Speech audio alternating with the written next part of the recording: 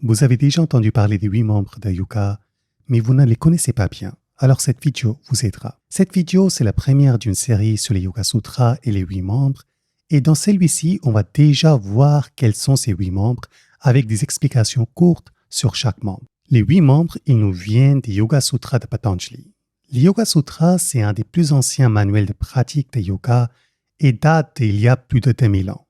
Dans les Yoga Sutras, Patanjali nous montre un chemin qui nous fait du bien à nous personnellement, qui nous amène la clarté d'esprit, mais qui fait aussi du bien à la société. Un exemple simple, si tout le monde ne suivait que 10% de ce que nous dit Patanjali dans les Yoga Sutras, 90% des problèmes du monde disparaîtront, dont aussi un des plus graves problèmes de notre époque, l'écologie. Très souvent, maintenant, quand on pense à yoga, on pense surtout aux exercices physiques, aux postures avec des noms en sanskrit. Cependant, nos ancêtres n'étaient pas tout à fait de même avis. En hindouisme, on considère que notre corps physique, ce n'est que la dernière manifestation, et derrière ce corps physique, il y a d'autres corps, les corps subtils, et notre conscience.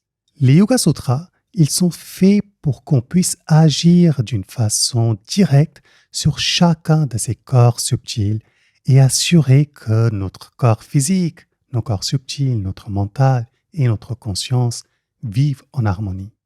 La première des 8 membres, c'est les yams. Yam, on peut le traduire comme restreindre, mais yam, c'est aussi le mot qui est utilisé pour parler d'une bride. Vous savez, quand on conduit un chariot, il y a la bride, et c'est à travers la bride que le conducteur va diriger les chevaux. Ce même bride est appelé yam. Comme il est le cas pour diriger les chevaux, pour les yams, c'est la même chose. Il ne s'agit pas des règles ou des éthiques à suivre les yeux fermés. Il s'agit plutôt de compréhension de ce qui se passe à l'intérieur de nous.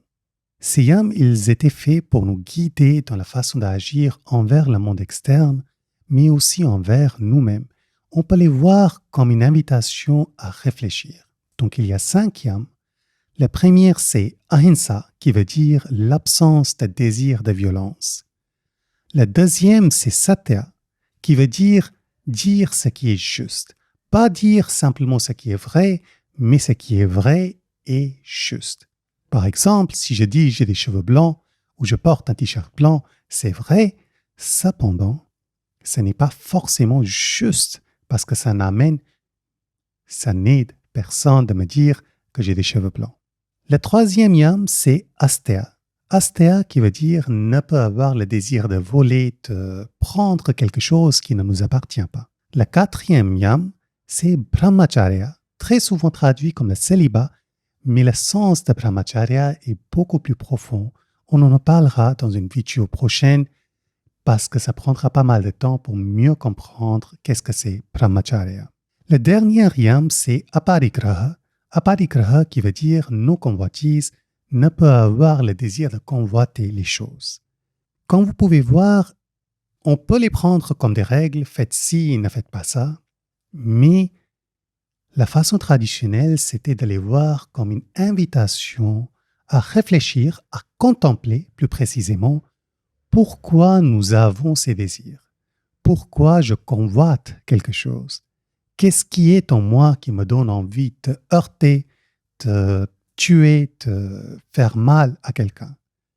Et quand on démarre ce chemin, là, on commence à bien tenir les brides de notre mental et assurer qu'il ne va pas n'importe où. Pareillement, ça nous aide à se sentir beaucoup plus posé, beaucoup plus en paix et surtout, ça nous aide à dégager cette paix autour de nous et faire du bien à la fois à nous-mêmes, mais aussi à nos proches et à la société. Le deuxième membre s'appelle les niyams. On peut le traduire comme les observances et la discipline, mais dans la mythologie indienne, il y a Dharma, le dieu Dharma, Dharma qui veut dire ce qui est juste, et sa femme Dhriti, Dhriti qui veut dire fortitude, la force interne. Et ils ont un fils qui s'appelle Niyam. La mythologie était souvent enseignée pour transmettre des idées plus difficiles qui ne peuvent pas être traduites simplement à travers un mot. Et Niyam, c'est exactement ça. suivre une voie qui est juste et développer la fortitude en nous, la force interne en nous. Les Nyam et les Yam, ils sont presque des jumeaux. Ils marchent ensemble. Si les Yam nous guident vis-à-vis comment on devrait agir envers le monde externe, les Nyam nous permettent de développer tout ce qu'on a besoin pour pouvoir agir de cette façon. Par exemple, la question de non-violence. Beaucoup de fois, la violence vient parce qu'on a peur. Les Nyam nous permettent de transcender ces peurs et automatiquement, la non-violence s'installe en nous. Il y a 5 Nyam, tout comme il y a 5 Yam. La première de ces Nyam s'appelle Shoch. Ce Nyam va vous étonner parce que tout ce que nous pratiquons aujourd'hui comme yoga appartient essentiellement à Shoch. Shoch veut dire purifier. Purifier quoi? La parole, la mentale, le corps. Tous les exercices physiques, les exercices de respiration appartiennent à 7 membres de yoga et plus précisément à ce Shoch parce qu'on cherche à travers ces exercices à purifier le corps, la mentale et aussi la parole. Le deuxième Nyam s'appelle Santosh. Santosh qui veut dire contentement, acceptation. On cherche à cultiver le contentement, l'acceptation, mais souvent on pense que accepter, ça veut dire tout accepter. Ce n'est pas tout à fait exact. Si quelqu'un fait quelque chose d'injuste, on accepte que cette personne a fait quelque chose d'injuste. On ne juge pas la personne, on ne juge que l'acte. Cependant, il est aussi notre devoir d'arrêter cette chose, cet acte injuste. Acceptation, mais pas acceptation de tout, pas baisser les bras. Le troisième Nyam, c'est tapas. Tapas, c'est prenez un grand marmite, mettez-le sur le feu douce et faites votre cuisine dedans. Ça, c'est tapas. Tapas, c'est développer la persévérance. C'est le feu interne, mais feu interne qui mijote, pas le feu interne qui brûle. Le quatrième Nyam, c'est Swadhyaya. Swadhyaya veut dire connaissance de soi, l'étude de soi. Pas l'étude de notre mental, pas l'étude de notre psychologie, mais l'étude de soi. Soi, notre conscience, notre vraie nature. Dans ce Nyam, on cherche à contempler les textes comme les Yoga Sutras, d'ailleurs d'autres textes aussi comme Bhagavad Gita. On cherche à méditer, chercher à l'intérieur de nous quelle est notre vraie nature. Pas nos pensées, pas nos actes, mais notre vraie nature, l'origine de la vie qui est présente en moi. Le dernier des Nyam, c'est Ishvar Pranidhan. Ishvar Pranidhan qui veut dire aller vers Ishvara. Ishvara, Dieu, Seigneur, ce qui est la cause ou la première cause de ce cosmos. On peut le voir comme Dieu, on peut le voir autrement comme une énergie, comme autre chose, comme la conscience primaire. Cependant, ce Nyam nous dit on n'est pas en contrôle de tout. Il y a d'autres choses qui sont aussi en train d'agir sur nous. Allons vers ces choses pour comprendre leur nature aussi. Le troisième des 8 membres, c'est Asana. Asana, cela va vous étonner, ne veut pas dire les postures de yoga, même si les postures de yoga peuvent être pratiquées comme asana. Aujourd'hui, on dit Trikonasana, on pense qu'on est en train de faire les asanas de yoga, ce n'est pas tout à fait exact. Regardons l'étymologie du mot asana. Il est composé de 2 mots, as qui veut dire asseoir, poser, et an qui veut dire le souffle, la respiration, mais la respiration primordiale. Chaque fois nous inspirons, on inspire l'air qui vient de dehors, mais on inspire aussi prana, notre essence vitale. Et avec cette essence vitale viennent beaucoup de choses. Dans cette vidéo, on n'aura pas le temps d'approfondir tout ce qui vient quand on tire prana en nous, mais c'est toute la causalité de nos vies. Pouvoir poser tout ce qui vient à travers ce premier souffle, être dans un état d'esprit où, quoi qu'il arrive, on ne sort pas de la voie juste, on ne soit pas perturbé. Ça, c'est établir une asana. C'est poser notre vie qui nous sommes et être stable. Cet asana, bien sûr, peut être pratiqué aussi à travers les postures pour avoir certains effets énergétiques très très particuliers qui aident plus son avance dans la voie des yoga.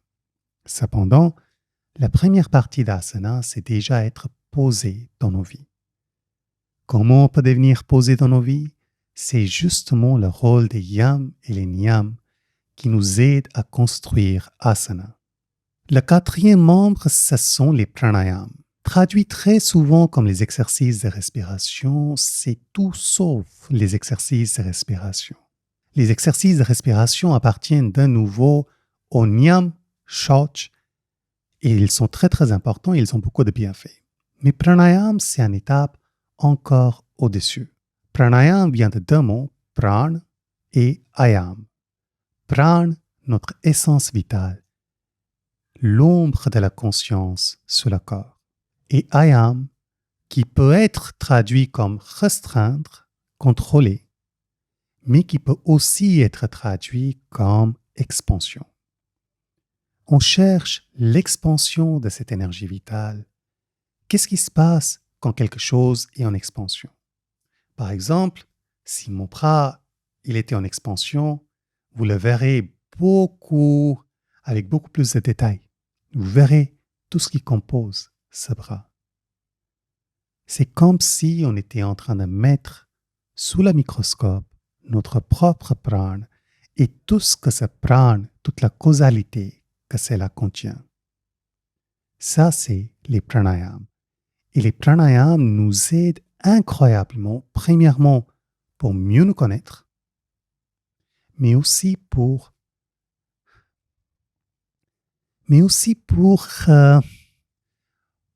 je vous disais, nous sommes composés de plusieurs corps. Parfois, ces corps sont en harmonie, mais parfois, ils sont déconnectés de l'un et l'autre. Ce qui se passe dans notre mental, ce qui se passe dans notre corps, même s'il y a un lien, il y a un impact, on peut avoir l'impression qu'ils sont déconnectés. Les pranayams nous rassemblent, ils nous unifient. On devient un. Et avec cela, vient une grande concentration, une grande efficacité, mais aussi une grande paix d'esprit et la force interne. Le cinquième des 8 membres, c'est Pratyahara. Pratyahara est composé de deux mots. Pratyaya, qui veut dire retirer quelque chose, s'éloigner de quelque chose, et ahar qui veut dire la nutrition. Ce n'est pas une invitation pour faire les jeûnes, pas du tout. Notre mental, comment il marche? On a 5 sens cognitifs. Ces 5 sens s'accrochent aux objets, souvent externes, et notre prana traverse vers ces objets. Donc, il y a une perte d'énergie. Chaque interaction, chaque parole, chaque vidéo, chaque fois on serre les mains, c'est une interaction et à travers chaque interaction, une partie de ce prana, de notre énergie est perdue et en même temps, une causalité est mise en place. Pratyahara, c'est l'art de ne pas perdre cette énergie. La plupart du temps, notre mental, on n'a pas beaucoup de contrôle sur lui. Le mental fait ce qu'il a envie. Il va d'un objet vers un autre. Et en même temps, notre énergie continue de couler vers ces objets. Dans l'état de Pratyahara, le mental ne ressent pas besoin d'aller d'un objet à un autre.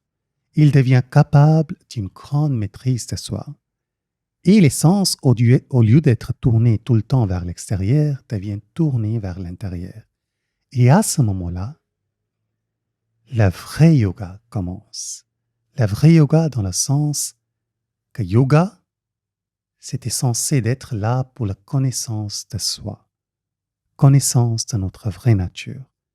Et quand on a coupé ce besoin du mental d'être tout le temps tourné vers l'extérieur, à ce moment-là, il devient capable de tourner vers l'intérieur et commencer à réfléchir sur ce qui nous compose notre conscience, notre vrai être.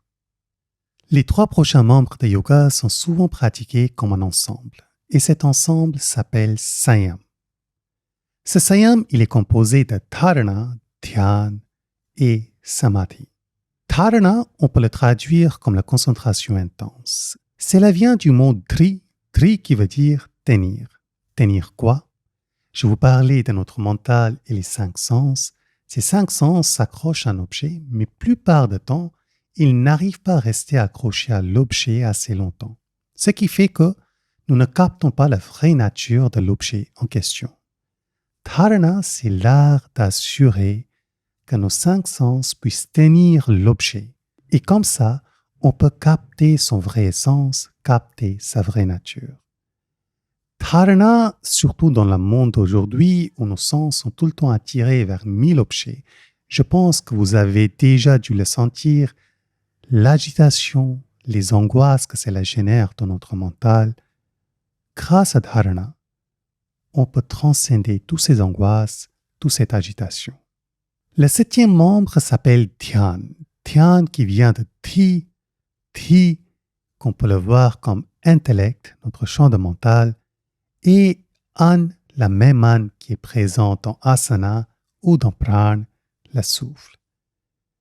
Quand on tient un objet sur lequel on est en train de méditer assez longtemps, dans les 5 sens, il se passe quelque chose de miraculeux. C'est comme si notre prana il commence à envelopper cet objet. Et cet état, on appelle dhyan, la méditation. Durant dhyan, la pensée qui termine et la pensée qui vient sont exactement les mêmes. Et grâce à cela vient le 8e membre, samadhi. Samadhi qui veut dire sam, ensemble, adhi, le lieu.